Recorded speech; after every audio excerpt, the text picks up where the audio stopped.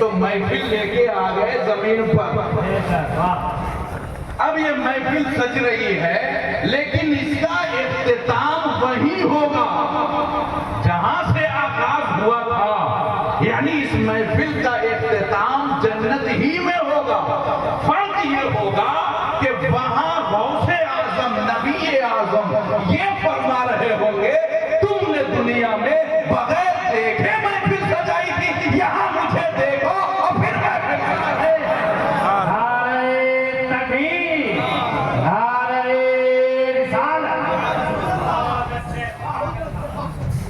یہ ہوگا اب اللہ نے اس محفل کو بندے کے لیے مجبوری بنائی. مجبوری کیا ہے؟ آپ کو اللہ رب العزت نے دو مخلوق سے بنایا ہے. ایک ہے جسم اور دوسری ہے اس کے اندر روح. اگر روح نکل جائے آپ کے جسم سے تو آپ بیٹھیں گے. بولیے, اگر بھوونیشور میں بغیر روح کا کوئی جسم زندہ ہو تو ہمیں بھی بتائیے, ہم بھی گھر یہی بنائیں گے. ہے کوئی بغیر روح کے جسم نہیں؟ روح نکل جائے تو آپ یہی ختم. یعنی جسم بھی ہے اور اس میں روح بھی ہے, دو مخلوق مل کے آپ یہاں بیٹھے ہو. جسم کہاں سے بنا ہے؟ جسم بنا ہے مٹی سے. روح کہاں سے بنی ہے؟ روح بنی ہے نبی کے نور سے. نور کہاں سے آیا؟ آسمان سے. روح کہاں سے آئی؟ آسمان سے. جسم کہاں بنا ہے؟ زمین پر. یعنی ایک جسم زمینی ہے اور اس میں جو روح ہے وہ آسمانی ہے. اب جسم کو بھوک لگتی ہے کہ نہیں؟ پیاس لگتی ہے. اب اس کی قدرت دیکھیے کہ جسم کو اگر بھوک لگے گی تو اس کے پیٹ بھرنے کی غذا بھی زمین سے. گیہوں کہاں ہوتا ہے؟ دھان کہاں ہوتا ہے؟ بولتے رہیے زمین میں. تو زمین سے غذا جو پیدا ہوگی اس غذا کو جسم کے بھوک کو مٹائے گی. وہ غذا پیاس لگے گی تو پانی پینا ہوگا, پانی زمین کے نیچے. تو جسم کی غذا زمین سے بنایا رب نے, کیونکہ جسم بھی زمین سے بنا ہے. مگر روح کی غذا زمین میں نہیں ہے. روح کی غذا یہ کھانے اور پینے سے نہیں ہے. سرکار دو عالم صلی اللہ علیہ وسلم کی بارگاہ میں حضرت اسرائیل علیہ السلام آئے اور کہا یا رسول اللہ علیہ السلام, میں لوگوں کے جسم کو مارتا ہوں, روح کو نہیں مارتا. روح کو میں نہیں مارتا کیونکہ روح جو ہے وہ روح کی نماز جنازہ نہیں پڑھتے, روح کو دفن نہیں کرتے. اور یہ کس کو دفن کرتے ہیں؟ جسم کو. نماز جنازہ کس کی پڑھتے ہیں؟ جسم کی. کفن کس کو پہناتے ہیں؟ جسم کو. بھیا میں اپنی آواز بڑھاؤ کم رکھتا ہوں. کس کو؟ جسم کو. تو جسم کو کفن دفن, روح کو نہیں. اسرائیل علیہ السلام کہتے ہیں یا رسول اللہ میں جسم مارتا ہوں, روح کو نہیں مارتا. مگر میں کچھ جسم کو جب مارنے جاتا ہوں تو جسم کو مارنے سے پہلے اس میں روح مری ہوئی رہتی ہے. یا رسول اللہ علیہ السلام وہ روح کو کون مارتا ہے؟ جسم تو میں مارتا ہوں, روح کو کون مارتا؟ میرے نبی فرماتے ہیں جسم کی غذا زمینی ہے, دھان چاول, پانی پیاس لگے تو پلاؤ. ایسے روح کی بھی غذا ہے. کچھ نالائق لوگ جسم کو تو غذا دیتے ہیں, روح کو غذا نہیں دیتے. بولیے, روح کو غذا نہیں دیتے, اسی لیے جسم زندہ رہتا ہے لیکن روح مر جاتی ہے. اسرائیل علیہ السلام نے کہا یا رسول اللہ جسم کی غذا تو دھان چاول ہے, مگر روح کی غذا کیا ہے؟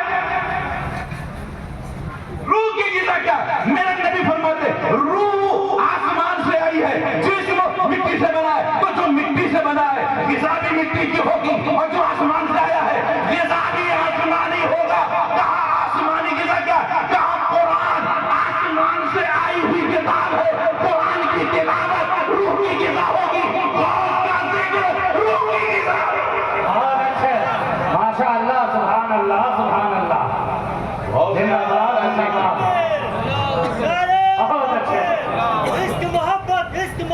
اعلیٰ حضرت اعلیٰ حضرت یا علی یا علی، بہت اچھے۔ جو آسمان سے آیا ہے اسی کا ذکر روح کی غذا بنے گی۔ آسمان سے کیا آیا ہے؟ قد جاءکم من اللہ نور و کتاب مبین، اللہ کی بارگاہ سے نور اور روشن کتاب۔ نور کون ہے؟ مصطفیٰ جان رحمت صلی اللہ علیہ وسلم۔ کتاب کیا ہے؟ قرآن۔ تو قرآن کی تلاوت اور رسول کا ذکر یہ روح کی غذا ہے۔ جو سنی کر رہا ہے تو زندہ ہے، باقی فرقے کے جسم ہے، روح مری ہوئی ہے، کیونکہ وہاں پہ جشن غوث الورا نہیں ہے، جشن میلاد النبی نہیں ہے۔ تو جہاں یہ جشن نہیں ہوگا وہاں روح زندہ نہیں رہے گی، اور جہاں جشن ہوتا رہے گا وہاں جسم بھی زندہ اور روح بھی زندہ۔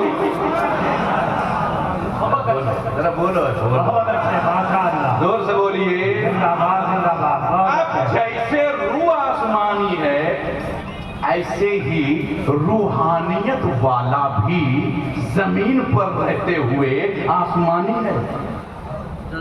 دلیل کیا ہے؟ حضور سرکار غوث پاک رضی اللہ تعالیٰ عنہ بچپنا تھا، 1,23,999 انبیاء کرام نے رسول اعظم کی آمد کی خبر دی۔ تو جیسے 1,23,999 انبیاء کرام نے رسول اعظم کی آمد کی خبر دی، ایسے ہی رسول اعظم نے غوث اعظم کی آمد کی خبر دی۔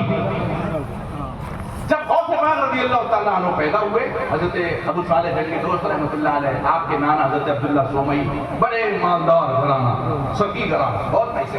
وہاں ایک نوکرانی تھی، خادمہ تھی، کام کرتی تھی۔ غوث پاک رضی اللہ تعالیٰ عنہ کی عمر 4 سال 5 سال کی ہوئی۔ غوث پاک رضی اللہ تعالیٰ عنہ 4-5 لڑکوں کے ساتھ باہر کھیل رہے تھے۔ کھیل کون سا کھیل رہے تھے؟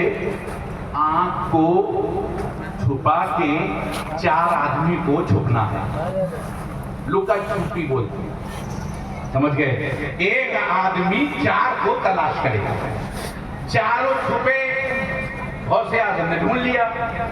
اب باری آئی غوث اعظم کے چھپنے کی، تو وہ خادمہ کہتی ہے کہ میں کھیل دیکھ رہی تھی غوث اعظم کی 4 لڑکوں کے ساتھ، 5ویں غوث اعظم، میں کھڑی کھڑی دیکھ رہی تھی، خادمہ تھی، عمر غوث اعظم کی 4-5 سال کی تھی۔ جب غوث اعظم کے چھپنے کا ٹائم آیا تو وہ کہیں بھی نہیں ہلے، وہیں کھڑے کھڑے غائب ہو گئے۔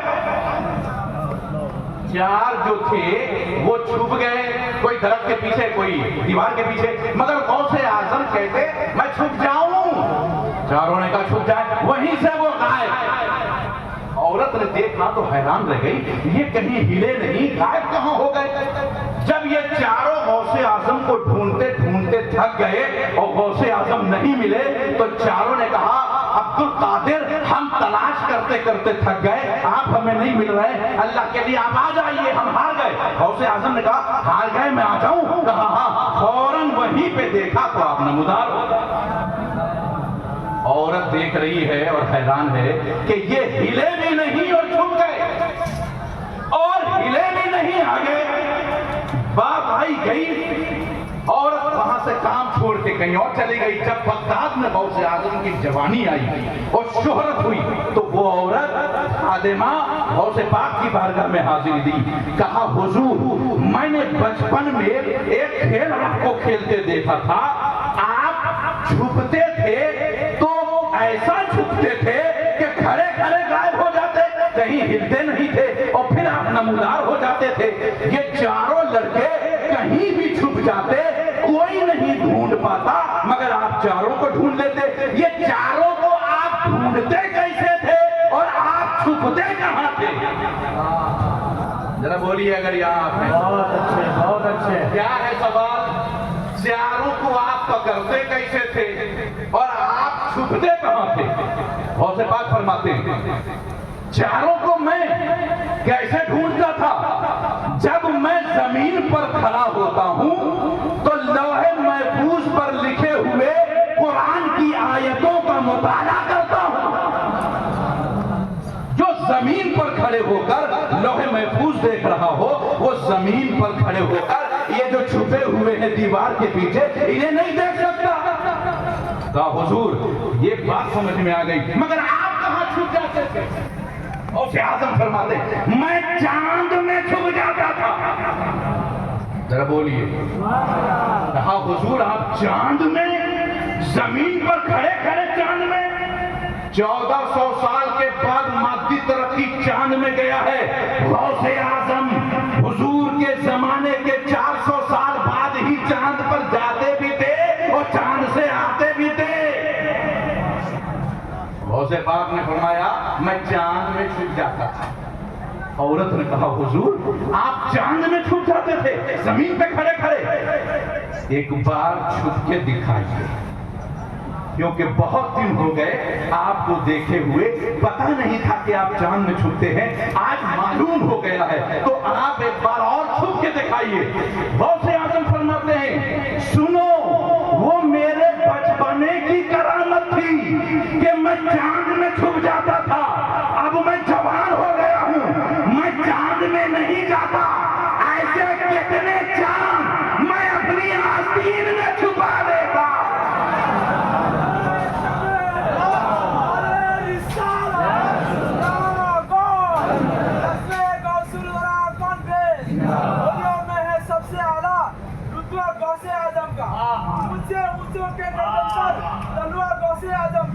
اور جس پہ حمایت کا ہو جائے پنجاب غوث اعظم، سبحان اللہ، پھاڑ کے رکھ دے کتا غوث اعظم، سبحان اللہ۔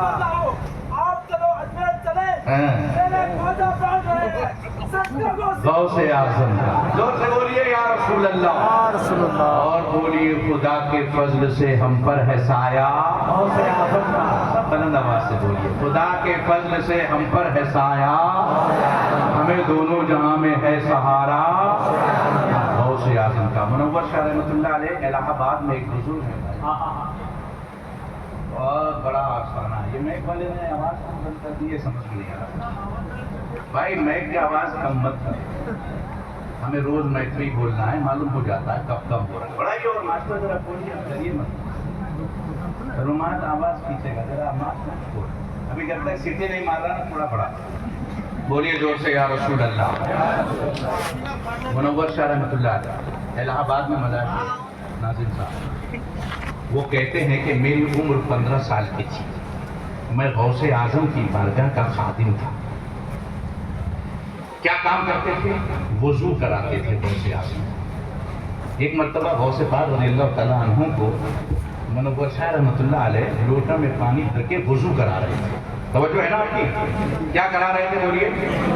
وضو کرا رہے تھے، اور ناظم صاحب دل میں یہ سوچ رہے تھے کہ یار یہ آب حیات کیا ہوتا ہے؟ جو خضر علیہ السلام نے آب حیات پیا اور وہ مرتے ہی نہیں آب حیات پی کے زندہ ہے، یہ آب حیات ہے کیا؟ کاش ہمیں بھی کہیں مل جائے آب حیات تو ہم بھی پی دیں گے، دل میں سوچ رہے ہیں۔ غوث اعظم کو ہاتھ دھلایا، غوث اعظم نے کلی فرمائی، غوث اعظم نے ناک میں پانی ڈالا، دل میں سوچ رہے ہیں۔ غوث اعظم نے چہرہ دھویا اور پھر نگاہ اٹھا کے منور شاہ رحمۃ اللہ علیہ کو دیکھا اور فرمایا منور آب حیات کا پانی پلا دوں؟ بولو بھائی بولو، بہت اچھے، ارے منور آب حیات کا پانی پلا دوں؟ منور شاہ رحمۃ اللہ علیہ گھبرائے، میں تو دل میں سوچ رہا ہوں آپ کو کیسے پتا؟ بہت اچھے، بہت اچھے۔ ہاں، میں انسان کو ایسا دیکھتا ہوں جیسے شیشے کے گلاس میں پانی، تم دل میں یہی تو سوچ رہے ہو نا کہ خضر علیہ السلام نے آب حیات پی لیا، کاش مجھے بھی مل جائے، اچھا میں بھی پلا دوں؟ حضرت منور شاہ رحمۃ اللہ علیہ کہتے ہیں کہ میں نے کہا کہ موقع اچھا ہے، کیوں؟ نبی کا لاڈلا کہہ رہا ہے کہ پلا دوں، یہاں اگر میں ہاں کہہ دوں گا تو یہ ضرور پلائیں گے، بولیے ہاں کہہ دوں تو ضرور پلائیں گے۔ کہا حضور آب حیات سے کون انکار کرے گا، پلا دیجئے بڑا کرم ہوگا۔ تو فرمایا سنو منور، ہاتھ میں پانی ڈالو میرے چلو میں، میں جب اپنا ہاتھ ایسے کر کے دھوؤں میری کوہنی سے جو پانی کے قطرے گرے تم اسے چلو میں جمع کر لینا اور پی لینا، جتنا چاہو گے اتنی عمر عطا کر دوں گا۔ کہا حضور چلو میں کا پانی میں پی لوں گا تو مجھے 100 سال عطا ہو جائے گی؟ بولے ہاں 100 سال دے دوں گا۔ چلو کا پانی منور شاہ نے جمع کیا، پیا، اور سے بعد نے فرمایا 100 سال کی عمر تمہاری ہو گئی۔ سوچا منور صاحب نے، ایک بار پیا تو 100 سال، ہاتھ تو 3 بار دھوئیں گے نا؟ ارے بولو، اب زور سے بولو، 3 بار دھوئیں گے نا؟ 3 بار پی لیتا ہوں۔ دوسری بار جب دھویا تو پھر چلو میں پانی جمع کیا، پی لیا۔ غوث اعظم نے کہا 200 سال عمر ہو گئی تیری۔ تیسری بار نے پیا، کہا غوث پاک نے 300 سال عمر ہو گئی تیری۔ کہا منور صاحب نے حضور 300 سال ایک ہاتھ میں مل گیا، اب یہ بھی تو ہاتھ دھونا ہے۔ اب جب ادھر چلو لگایا تو غوث پاک نے فرمایا منور چاہے تو اور بھی عمر دے دوں گا مگر بڑھاپا بہت تکلیف دے گی، یہ 300 سال ہی بہت ہے، رہنے دے۔ کہا منور شاہ نے حضور آپ کے ہاتھ کا دھون اگر پی لیں تو یہ آب حیات بن جائے۔ کہا ہاں منور، میں غوث اعظم ہوں، اگر غوث اعظم کے ہاتھ کا دھون کوئی پی لے گا تو وہ آب حیات ہوگا، اور رسول اعظم کے پاؤں کا دھون جو پی لے گا وہ آب حیات ہوگا۔ نعرہ تکبیر، نعرہ رسالت، فیضان مصطفیٰ۔ داس کا دامن آج نعرہ پنجی تنگیر نعرہ تکبیر، نعرہ رسالت۔ جن کے طلبوں کا دھون ہے آب حیات، کون کہہ رہا ہے؟ یہ بریلی سے اعلیٰ حضرت کہہ رہے ہیں۔ جن کے طلبوں کا دھون ہے آب حیات، یہ وہی طلبوں کا دھون تھا کہ جن صحابہ نے پیا بدر میں شہید ہو گئے، ہاتھ الگ ہے، گردن الگ ہے، خون بہ رہا ہے۔ قرآن نے کہا خبردار انہیں مردہ نہ کہو، یہ زندہ ہے۔ ہم نے کہا قرآن سے ہاتھ الگ ہے، پیر الگ ہے، خون بہ رہا ہے، گردن الگ ہے، یہ زندہ ہے۔ کہا یہ ہاتھ بعد میں کٹا ہے، گردن بعد میں کٹی ہے، خون بعد میں بہا ہے۔ نبی کے طلبوں کا دھون اس نے پہلے پیا ہے تو آب حیات پینے کے بعد 1000 بار کٹے وہ زندہ رہے گا۔ تو زندہ ہے بندہ، تو زندہ ہے بندہ، میرے چشم عالم سے چھن جائے۔ غوث اعظم کی آنکھ کا جو دھون پی لے وہ آب حیات ہے کہ نہیں؟ اور رسول اعظم کے طلبوں کا دھون جو پی لے وہ بن جائے آب حیات۔ اب دیکھیے حضرت شیخ عربی یہ اللہ کے بہت بڑے ولی ہیں، جو ہے نا حضرات کی سنیں گے، گھر جائیں گے، ختم کریں تقریب، ذرا زور سے بولو نا۔ خدا کے فضل سے ہم پر ہے سایہ غوث اعظم کا، ہمیں دونوں جہاں میں ہے سہارا غوث اعظم کا۔ شیخ ابن عربی بہت سارے ولیوں کے پاس آئے، کہا دعا کر دیجیے، بڑھاپا آ رہا ہے، اولاد نہیں ہے۔ شیخ محی الدین عربی اللہ کے ایک ولی کے پاس گئے اور کہا کہ کئی ولیوں سے دعائیں کرا چکا ہوں مگر اولاد نہیں ہے۔ تو انہوں نے کہا ایسا کرو بغداد شریف چلے جاؤ، اگر غوث اعظم نے دعا کر دی تو تم صاحب اولاد ہو جاؤ۔ کہا اچھا تو غوث اعظم ملیں گے کہاں؟ کہا چلے جاؤ بغداد شریف۔ شیخ محی الدین عربی بغداد شریف آئے، غوث پاک رضی اللہ تعالیٰ عنہ کی بارگاہ میں حاضر ہوئے، کہا حضور اللہ کا دیا ہوا سب کچھ ہے، میری قسمت میں ابھی تک اولاد نہیں ہوئی ہے، آپ دعا کر دیں کہ میں صاحب اولاد ہو جاؤں۔ غوث پاک نے فرمایا اچھا ایسا ہے تم یہیں پہ کھڑے رہو، میں لوہے محفوظ کو پڑھ کے آتا ہوں. ارے بولو بھائی, آپ آسان سمجھ رہے ہیں ہر کام. قرآن کا ایک ورد دیا جائے نا تو گھنٹوں لگیں گے پڑھنے میں آپ کو. لوہے محفوظ ایسی زمینیں کئی ملا دو تو لوہے محفوظ ہے. غوث پاک کہتے ہیں تم یہیں کھڑے رہو, میں لوہے محفوظ پڑھ کے آتا ہوں. زور سے بولیے. لوہے محفوظ پڑھنے کے بعد غوث پاک نے ہاتھ کھولی اور فرمایا, شیخ محی الدین عربی پورا لوہے محفوظ ہم نے پڑھ لیا, تیرے نام کے آگے اولاد نہیں لکھا ہوا, تیری قسمت میں اولاد نہیں ہے, اور جو لوہے محفوظ پر نہیں ہے لکھا ہوا وہ میں دعا بھی نہیں کروں گا, تجھے اولاد نہیں ہوگی. شیخ محی الدین عربی کا جواب سنیں کیا کہہ رہے ہیں. کہہ رہے ہیں حضور یہ جو لوہے محفوظ آپ نے ابھی پڑھ کے مجھے بتایا ہے یہ میں 20 سال سے پڑھ رہا ہوں. بولیے نا کتنے سال سے؟ 20 سال سے پڑھ رہا ہوں حضور, مجھے بھی نہیں ملا. میرے نام کے آگے اولاد مجھے بھی کہیں نہیں ملا. یہ آپ صحیح فرما رہے ہیں, اولاد لکھا ہی نہیں ہے تو ملے گا کہاں سے؟ شیخ محی الدین عربی وہ بھی ولی ہیں, کہا میں پڑھ کے آ رہا ہوں, ہے نہیں لکھا ہوا. تو غوث پاک نے فرمایا پڑھ کے جب آئے ہو تو کیا کرنے آئے میرے پاس؟ جب پڑھ کے آئے ہو تو یہاں کیا لینے آئے ہو؟ کہا حضور یہی تو کمال ہے, یہی تو کمال ہے. میں جان چکا کسی کی دعا سے کچھ ہونے والا نہیں ہے کیونکہ لکھا ہی نہیں ہے. اب ایک ہی راستہ بچا ہے غوث اعظم کا. آ گیا ہوں آپ کے پاس, اولاد چاہیے, بغیر لیے نہیں جاؤں گا. کہا غوث پاک نے اتنا پختہ عقیدہ؟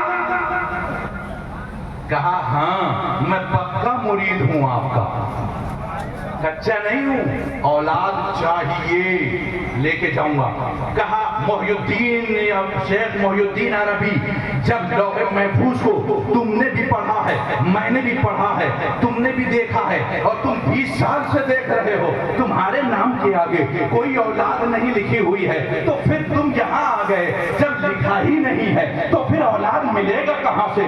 شیخ محی الدین عربی نے کہا حضور پیروں میں اور پیرانے پیر میں یہ فرق ہے کہ پیر جو ہوگا وہ لوہے محفوظ کو صرف دیکھ لے گا, اور پیرانے پیر جو ہوگا وہ دیکھے گا بھی اور نہیں لکھا ہوگا اسے لکھ بھی دے گا.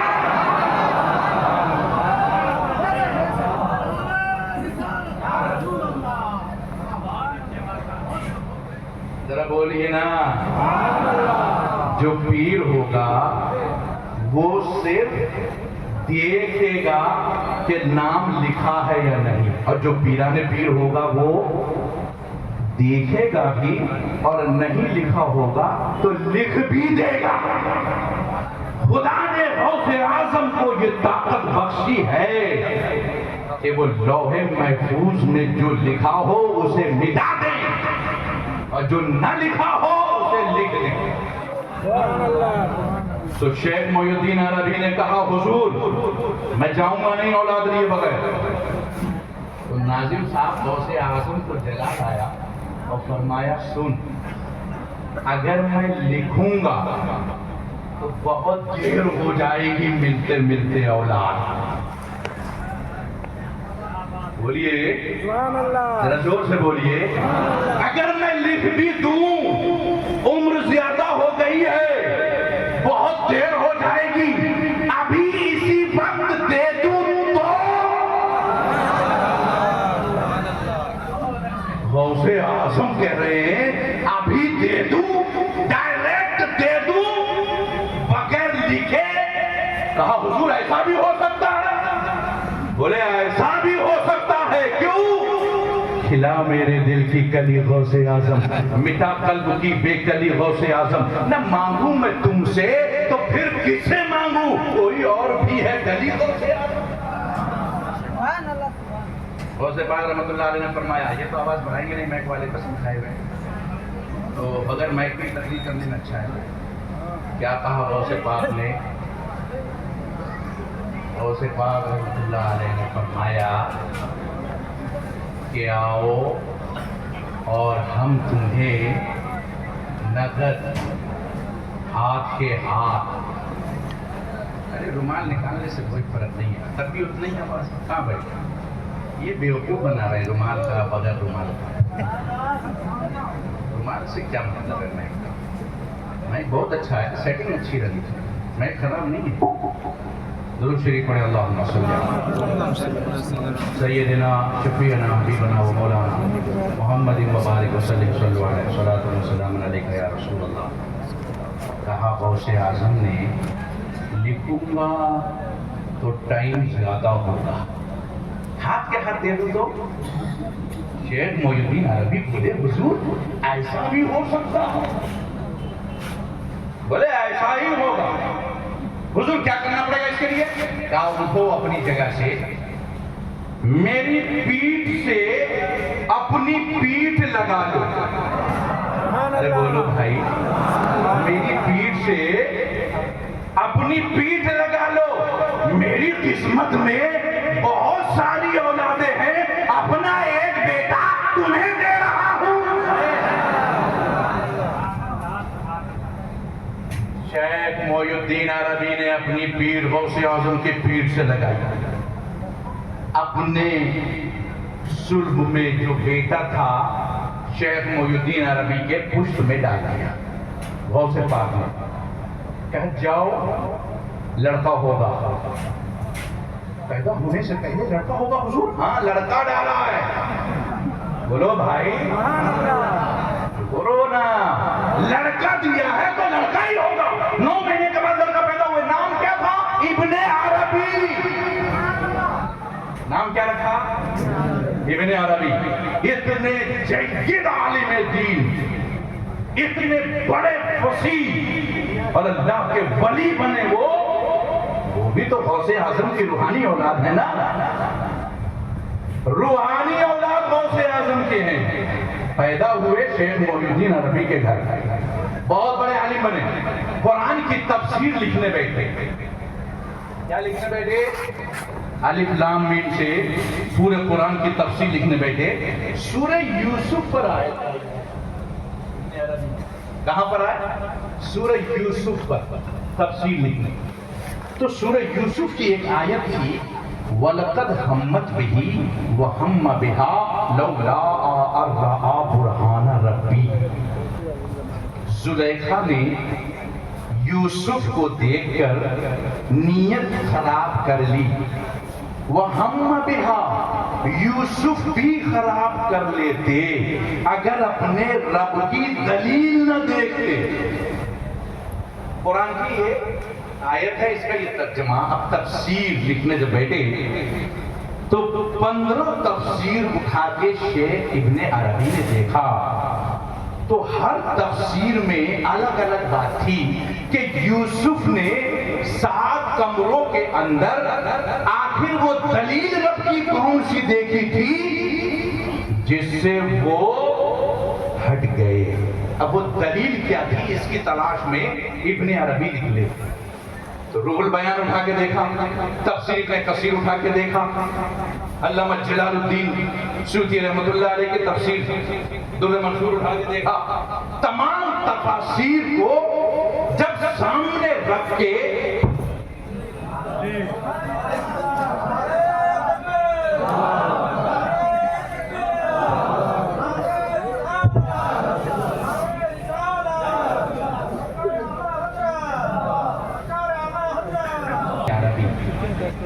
تفسیر لکھے بیٹھے۔ اب ایک تفسیر میں کیا ہے، یوسف علیہ السلام نے جو دلیل دیکھی رب کی، وہ دلیل کیا دیکھی؟ تو ایک میں لکھا ہوا ہے کہ جبریل علیہ السلام کا چہرہ دیکھا یوسف علیہ السلام نے، اور زلیخا کی طرف سے نگاہ پھیر لیا۔ ایک تفسیر میں لکھا ہے کہ یعقوب علیہ السلام وہ یوسف علیہ السلام کو نظر آئے۔ ایک تفسیر میں لکھا ہے جنت کی حور نظر آئی۔ ایک تفسیر میں لکھا ہے زلیخا کی شکل اللہ نے خراب کر دی۔ 15 تفسیروں میں 15 باتیں۔ یہ ابن عربی پریشان ہے کہ یوسف نے ان میں سے کون سی دلیل طے کی ہے، میں کیا لکھوں؟ 15 تفسیر میں 15 باتیں لکھی ہیں، مفسر تو ایک ہے ہی نہیں اس بات میں۔ کوئی کہہ رہا یہ دیکھا، کوئی کہہ رہا یہ دیکھا، کوئی کہہ رہا یہ دیکھا۔ ابن عربی سوچ رہے ہیں کہ اتنے تفسیر میں اتنی دلیل میں کیا لکھوں، کیونکہ جتنے بھی مفسر نے لکھی ہے تفسیر سب نے اپنی رائے سے لکھی ہے۔ ہو سکتا ہے یہ نظر آیا ہو یوسف کو، ہو سکتا ہے یہ نظر آیا ہو یوسف کو۔ ابن عربی کہتے ہیں 15 باتیں ہیں، تو مریدوں نے کہا حضور ان 15 باتوں میں آپ کیا لکھو گے؟ ابن عربی کہتے ہیں میں اپنی قیاس سے نہیں لکھوں گا، میں اپنی قیاس سے نہیں لکھوں گا، جیسے ان مفسران کرام نے اپنے دماغ سے لکھا ہے میں نہیں لکھوں گا۔ یہ وہی ہے شیخ ابن عربی غوث اعظم کے روحانی بیٹے۔ مریدوں نے پوچھا حضور پھر آپ کیسے لکھو گے؟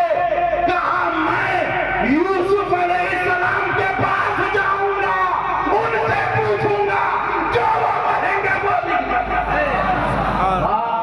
ماشاء اللہ ماشاء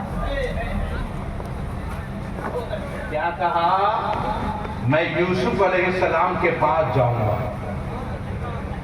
جو وہ کہیں گے وہی میں لکھوں گا۔ زور سے بولیے۔ مریدوں نے کہا حضور یوسف علیہ السلام کو گئے ہوئے 4000 سال ہو گئے، کہاں پہ تلاش کریں گے آپ؟ کہاں ملیں گے آپ کو یوسف علیہ السلام؟ کیسے پوچھیں گے آپ یوسف علیہ السلام سے؟ شیخ ابن عربی کہتے ہیں تم نے حدیث معراج نہیں پڑھی؟ جب مصطفیٰ جان رحمت صلی اللہ علیہ وسلم شب معراج آسمان پر گئے تھے تو آپ نے فرمایا ہے چوتھے آسمان پر عیسیٰ اور یوسف ملے۔ ذرا بولیے۔ کائنات جھوٹی ہو سکتی ہے، نبی کی بات نہیں۔ اب نبی نے کہا ہے کہ چوتھے آسمان پر یوسف ملے ہیں تو میں وہیں چلا۔ سبحان اللہ سبحان اللہ۔ اللہ جانے آپ کو سمجھ میں آ رہی ہے گفتگو یا نہیں؟ کاش کہ میں نے کہیں اور یہ گفتگو کی ہوتی تو یہ مجمع اچھل گیا ہوتا۔ بھبنیشور کے مسلمانوں، یہ میرے غوث کی شان ہے، زور سے بولو۔ شیخ ابن عربی کہتے ہیں کہ میں یوسف کی تلاش میں نکلا،